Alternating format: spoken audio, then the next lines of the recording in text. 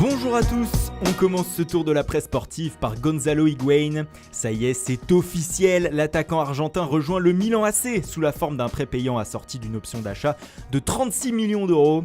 Comme l'indique la Gazzetta dello Sport, l'ancien napolitain a mis la fièvre à San Siro hier avec son arrivée.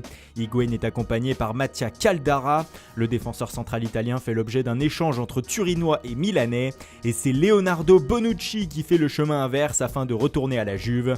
Comme on peut le voir à la une de Tuttosport, l'Italien a paraphé un nouveau contrat avec la vieille dame. Et comme l'indique le quotidien transalpin, le vice-président de la Juventus, Pavel Nedved, a déclaré que cette arrivée n'était pas la dernière. Ce n'est pas fini, à lâcher le Tchèque.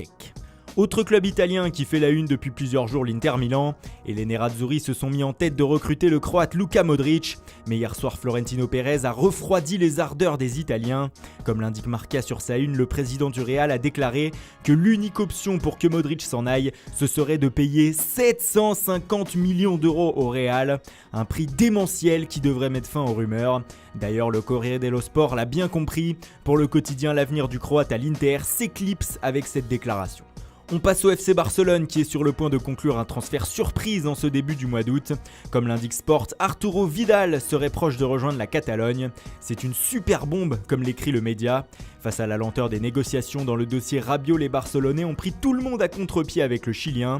Ce dernier pourrait débarquer contre la somme de 20 millions d'euros en provenance du Bayern Munich. Mais ce n'est pas tout, dans le même temps, le défenseur latéral sénégalais Moussa Wagué pourrait lui aussi arriver en Catalogne. Le joueur d'Eupen de 19 ans devrait signer prochainement avec les Blaugrana. On reste en Espagne avec l'interminable dossier Gonzalo Guedes. Selon Super Deporte, ce matin, les négociations vont reprendre entre le club valencien et le Paris Saint-Germain au sujet du Portugais. Les Espagnols et l'agent du joueur, Jorge Mendes, vont tout faire pour convaincre le PSG de lâcher son joueur à un prix raisonnable pour Valence. En tout cas, ce transfert de Guedes fait partie des dossiers chauds du club parisien qui se retrouve à la une de l'équipe. Outre les cas Rabiot, Di Maria ou Kanté déjà connus, le journal français indique que c'est désormais Alex Sandro qui se retrouve à nouveau dans le viseur des Parisiens. Mais il faudra débourser 50 millions d'euros pour l'enrôler. À Lyon, le dossier du défenseur central est toujours d'actualité. Et ce n'est plus un secret, le joueur de Benfica, Ruben Dias, est la priorité des Gones cet été. Problème, les dirigeants du club rhodanien ne veulent pas débourser plus de 30 millions d'euros pour le Portugais. Surtout que, comme l'indique Record ce matin, Benfica ne compte pas lâcher son joueur avant le 3e tour préliminaire de Ligue des Champions face à Fenerbahçe. Néanmoins, si le club lisboète venait à être éliminé, les dirigeants du club pourraient revoir leur position et accepter un départ à 30 millions d'euros.